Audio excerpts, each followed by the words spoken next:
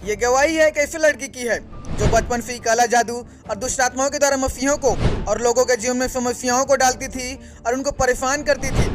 लेकिन जब वो प्रेग्नेंट थी तब उसका बच्चा उसके पेट में ही मर गया, जिसके कारण से उसका सर्जरी हुआ और उसी दौरान वो लड़की भी मर जाती है और मरने के बाद वो अपने आप को इस मसीह के सामने में पाती है। ये गवाही है यूएस के मोंटाना के रहने वाली रीने फेफर की, जिन्हें 8 साल की उम्र में ही उसे आध्यात्मिक जगत में होने वाली सभी घटनाओं को देख पाने का वरदान मिला था। सामान्य मनुष्य अपने आंखों से केवल भौतिक जगत को ही देख पाते हैं, लेकिन रीने आध्यात्मिक जगत में वो दुष्ट आत्माओं को और शैतान को भी देख पाती थी। इसलिए उसने दुष्ट आत्माओं से बातें करना शुरू कर दिया और उन दुष्ट आत्माओं ने उसे ब्लैक मैजिक सिखाना शुरू कर दिया। और 8 साल की उम्र में ही रीने फेफर ने कला जादू करने का अभ्यास भी शुरू कर दिया। और इस बहन ने बताया कि जब वो 13 साल की थी उस समय वो बहुत ही उत्सुक थी इन सभी चीज़ों को सीखने के लिए। इसलिए वो ब्लैक मैजिक को और भी अच्छे से सीखने के लिए इंटरनेट पर ढूंढने लगी। और तब उन्हें एक शैतानवादी सभा मिला जिसके महायाजक ने उसे ब्लड सेक्रीफाइस के द्वारा उसे अपने पंथ में शामिल कर लिया। और इसी प्रकार से उसने ब्लड सेक्रीफाइस करना शुरू कर दिया। तो उस बहन ने बताया उस समय उनके पिताजी काम करते थे, लेकिन जहाँ पर वो बहन रहती थी वहाँ के लोग अच्छे नहीं थे। उस बहन ने बताया कि जब वो शैतानवादी पंथ से जुड़ा तब इस बहन के द्वारा वो शैतान और दुष्ट आत्माओं से बातें करते थे। यहाँ तक कि इस बहन ने शैतान से भी आमने सामने बातें किया। और इन दुष्ट आत्माओं के द्वारा वे केवल क्रिश्चियन पर ही हमला करते थे और विशेषकर वे पास्टर पर सबसे ज्यादा अधिक निशाना बनाते थे। और दुष्ट शक्तियों के द्वारा उनको परेशान किया जाता था और खासकर उन मसीहों के जीवन में परेशानियां लाते थे जो इस मसीह के विश्वास में मजबूत और सच्चे मन से परमेश्वर की आराधना करते थे। इस बहन ने बताया कि वे जब कभी भी मसीहों पर कला जादू करने की कोशिश करते थे और जो सबसे ज्यादा अधिक प्रार्थनाएं करते थे जिन पर कला जादू किया जाता था, और तब वे आत्मा में देखती थी कि उन प्रार्थना करने वाले मसीहों पर ब्लैक मैजिक का कोई भी असर नहीं होता था। और उन मसीहों के चारों तरफ एक विशेष नीले रंग के फील्ड जैसी दीवार होती थी जिनको वो देख पाती थी, जिनके द्वारा सुरक्षा उन मसीहों को मिलता था और उनके काला जादू और तंत्र मंत्र उन पर कोई भी प्रभाव नहीं होता था। इस बहन ने बताया कि जो क्रिश्चियन परमेश्वर से सुरक्षा के लिए प्रार्थनाएं करते थे वे उन पर कोई भी हानि नहीं पहुंचा सकते थे और उनका तंत्र मंत्र भी उन पर कोई भी काम नहीं करता था। इसलिए वे सभी दुष्ट आत्माएं और रीने फेफर उन क्रिश्चियन से बहुत ही ज्यादा चिढ़ते थे और उस पर गुस्सा करते थे। और ये बहन सोचती थी कि आखिर क्यों शैतान और दुष्ट आत्माओं की शक्ति उन क्रिश्चियन पर असर नहीं करता है और आखिर क्यों क्रिश्चियन दुष्ट आत्मा और काले जादू से अधिक सामर्थ्य हैं। यहाँ तक कि जो लोग प्रभु की प्रार्थनाओं को दोहराते थे जिसे इस मसीह ने अपने चेलों को सिखाया था, उन लोगों पर भी शैतान का कोई भी प्रभाव नहीं होता था। उस बहन ने बताया कि शैतान उसके द्वारा मसीहों पर हमला करने के लिए और उनको परेशान करने को बोलता था। और जब उस बहन का छोटा भाई प्रभु इस मसीह को ग्रहण करके उद्धार पा गया तब वे दुष्ट आत्माएं चाहते थे कि रीने फेफर अपने भाई पर काला जादू के द्वारा हमला करे और उसको परेशान करे।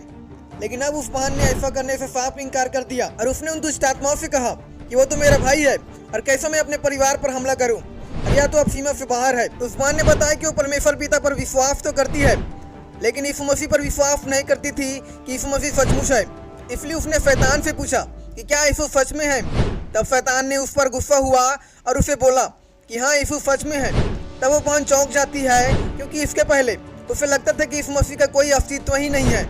और उस शैतान उसके सवाल पर मजाक उड़ाता है और उसको बोलता है कि तुम्हें अब तक पता नहीं कि तुम्हारा दुश्मन कौन है। उस बहन ने बताया कि उस समय सभी दुष्ट आत्माएं उसे अपने कब्जे में लेना चाहती थी क्योंकि उसने उनके बातों को नहीं माना था और वो अपने भाई पर कला जादू करने से इनकार कर दिया था। इसलिए वह जबरन उसे अपने कब्जे में लेने की कोशिश कर रहे थे और उस पर हमला भी किया। इसलिए उस बहन ने उस समय इस मसीह को सहायता के लिए पुकारती है और तुरंत ही दुष्ट आत्मा उसके नाम से वहाँ से हट जाती है और वह वहाँ से भाग जाते हैं।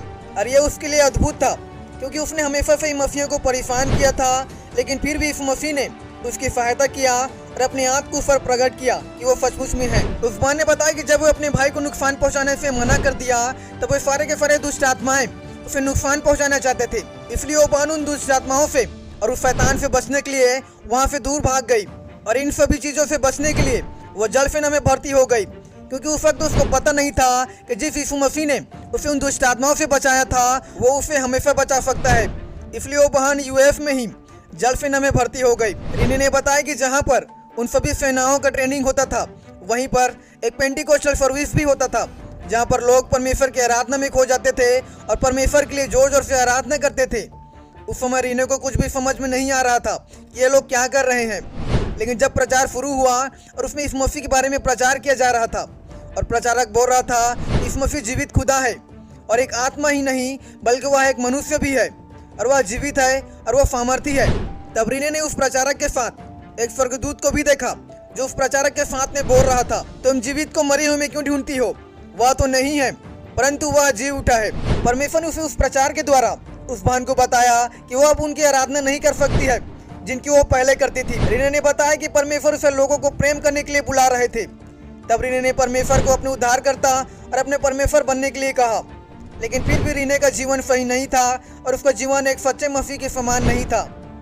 रीने ने बताया कि इसके पहले उसके एक और पति था जिसके कारण वो प्रेग्नेंट थी और वह 5वीं बार गर्भवती थी, लेकिन इस बार भी उसका बच्चा उसके पेट में ही मर गया, जिसकी वजह से उसे बहुत ही ज़्यादा दर्द हुआ था और बहुत सारा ब्लड भी बह गया था।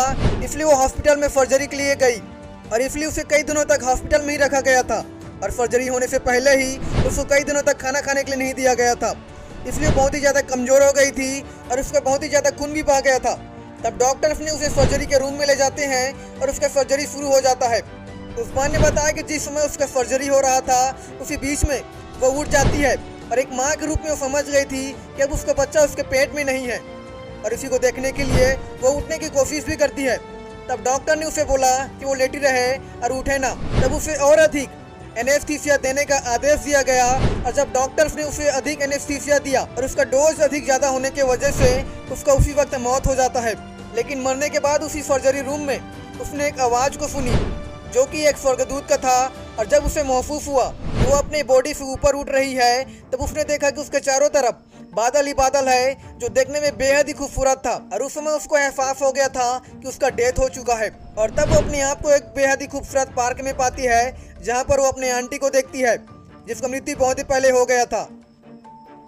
तब रीने उसे कुछ देर बात करती है, तब प्रभु यीशु मसीह उसको बुलाते हैं और वो वहाँ से गायब हो जाती है। तब उसी जगह प्रभु यीशु मसीह को बैठे हुए देखती है और उसे देखकर बहुत ही ज़्यादा डर जाती है क्योंकि उसको पता था कि जो जो गलतियाँ उसने किया था उन सभी के बारे में यीशु मसीह जानता है और इन्हें को यह भी पता था कि यीशु मसीह हर एक मानव जाति का न्याय करने के लिए वो आने वाला है और इसलिए उस आने वाले न्याय के बारे में सोचकर वो यीशु मसीह से और भी डर रही थी। लेकिन प्रभु यीशु मसीह ने उसकी गलतियों को सजा देने के बावजूद वो वहीं पर शांत बैठा रहा और तब प्रभु यीशु मसीह अपने जगह से उठता है और जो वह मुलायम वस्त्र पहना हुआ था उसे वो अलग कर दिया और ठीक उसके छाती में पूरा ब्रह्मांड दिखाई दे रहा था जिसमें सारी सृष्टि थी।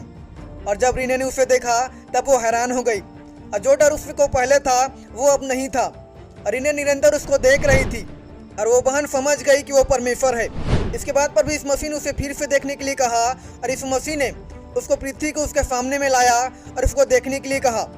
इसने उसको दिखाया कि जीवन कितना जटिल है और हर एक जिंदगी कितना बहुमूल्य है और हर एक के लिए कोई न कोई उद्देश्य उसके पास में है। तब रीने इन सभी बातों को देखकर बहुत ही बुरा महसूस कर रही थी क्योंकि उसने अपने जीवन को उतना अधिक महत्व नहीं दिया था और जो भी उसने किया था वो हर एक काम वो परमेश्वर के विरोध में किया था। लेकिन फिर भी यीशु मसीह उसके लिए क्रोधित नहीं था बल्कि वो तो उसके लिए बहुत ही दयालु था और उसने यीशु मसीह की आंखों में प्यार देखा जो हर एक के लिए था। तब प्रभु यीशु मसीह ने रीने को चुनाव करने के लिए कहा कि वो स्वर्ग में रहेगी या फिर वो वापस से पृथ्वी जाएगी। तब रीने ने वापस धरती पर जाने को चुना और यीशु मसीह ने उससे कहा कि उसके पास एक मिशन है जिसे उसको पूरा करना है। तब यीशु मसीह ने दोबारा फिर रीने को वापस पृथ्वी पर भेज दिया और रीने की आत्मा वापस से उसी ऑपरेशन कक्ष में आ जाती है और रीने दोबारा से अपनी आंखों को खोलती है। तब रीने उसी ऑपरेशन कक्ष में एक और आवाज़ को सुनती है जो कि स्वर्गदूत का था और उसने उससे कहा, चिंता मत करो क्योंकि परमेश्वर ने तुम्हारे लिए सब कुछ अच्छा कर दिया है। इसके बाद जब रीने पूरी तरह से ठीक हो गई तब वो कुछ दिनों के बाद में वो वापस से मोंटाना आ जाती है जहाँ पर वो बपतिस्मा लेती है और परमेश्वर के वचन का अध्ययन करना शुरू कर देती है। तब 2020 में उन्हें एक चर्च मिल गया जहाँ पर अब रीने परमेश्वर की सेवा करती है। उसी चर्च में वो जवानों के बीच में सेवा भी करती है और छोटे छोटे बच्चों को भी पढ़ाती है।